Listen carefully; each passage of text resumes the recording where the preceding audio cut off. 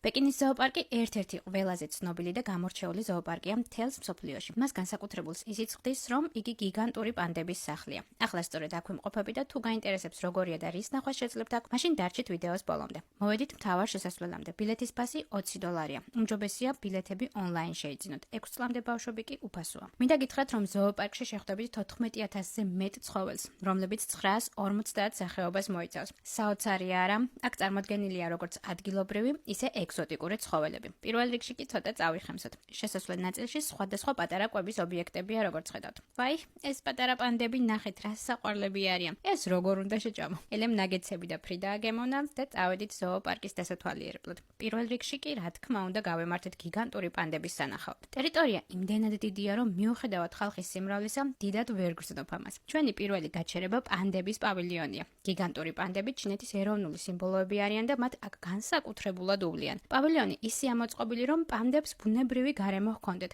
ხოლო ვიზიტორებს უნიკალური გამოცდილება. აი ასეთი საყვარელი ეზო აქვთ. ბევრი ვათვალიერე და ეზოში არ არიან გამოსულები. მოდი შიგნით შევიდეთ და იქ ვნახოთ. აი ასეთ გალაქტიკურ გარემოში აღმოჩნდი. უინ ნახეთ როგორ ზინავს. ასეთი სახლი აქვთ სათამაშოებით და გასართობებით მოწყობილი. ჩვენ კი შეგვიძლია ასე გარედან დავაკვირდეთ. მეორეც აქ ყოფილა. ამის ძილის პოზა ნახეთ ერთი. რა საყვარელია და რა ტკბილად ზინავს. ისეთი ფუმფულაა და საყვარელია სახლში რომ უნდა გყავდეს და სულ ეხუტებოდე. აი როგორ იცვლებიან ზრდასთან ერთად. მოკლედ უსაყვარლესები არიან. ამასობაში გაუღვიწია ამ ძინარას. შიმშილმა გააღვიძა ეტყობა. ნახეთ რა გემრიელად შეექცევა თავის საკვებს. მათი ყოველდღიური რაციონი ძირითადად ბამბუკია და დღეში საშუალოდ 12-14 კილოგრამ ბამბუქს მიირთმევენ.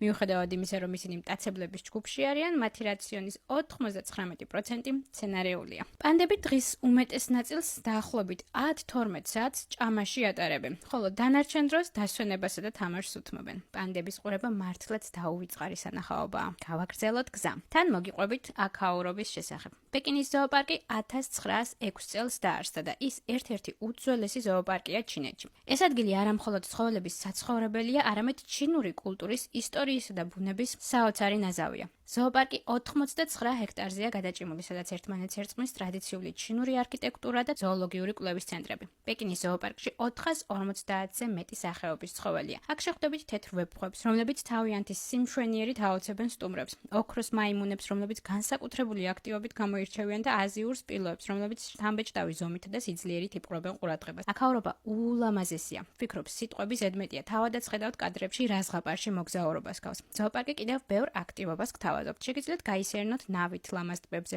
დაისვენოთ ჩინურ ბაღებში და დატკბეთ სიმშვიდით. ეს არის ადგილი, სადაც ბუნება და ქალაქი ჰარმონიულად ერწყმის.